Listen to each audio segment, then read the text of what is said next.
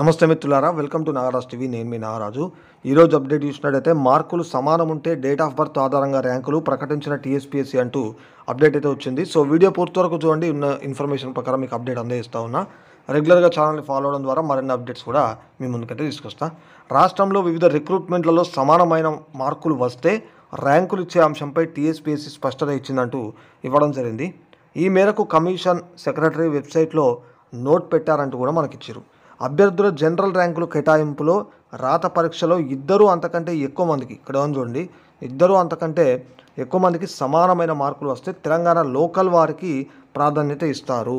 కాబట్టి లోకల్ సంబంధించి ఒకటి చూసుకోవాలి. అండ్ దాంట్లోనూ తెలంగాణ అభ్యర్థులే ఉంటే ఓకేనా. సో దాంట్లో కూడా తెలంగాణ అభ్యర్థులు అనుకో, పుట్టిన తేదీ ఆధారంగా, సో డేట్ ఆఫ్ బర్త్ ఆధారంగా కూడా సీనియర్కు ముందు ర్యాంకు కేటాయిస్తారు. పుట్టిన తేదీలు కూడా ఒకే రోజు అయితే, పుట్టినరోజులో ఒకే ఉందనుకో, ఇక్కడ ఏం చేస్తారంటే సబ్జెక్టు పేపర్లలో వచ్చే మార్కుల ఆధారంగా ర్యాంకులు ఇస్తారు. అంటే ఇన్ని రకాలుగా చూసి ఇస్తారన్నట్టు. సమానమైన మార్కులు ఉంటే కూడా తర్వాత మిగతా డీటెయిల్స్ అప్పటికి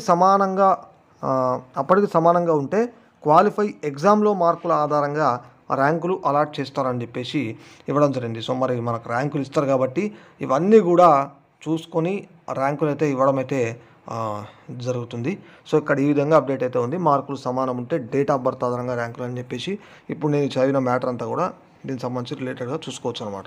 సో ఈ విధంగా మనకు ర్యాంకులను అయితే ఇస్తామని చెప్పినట్టు ఇక్కడ టీఎస్పీఎస్సీ ద్వారా చెప్పినట్టు తెలుస్తూ ఉన్నది.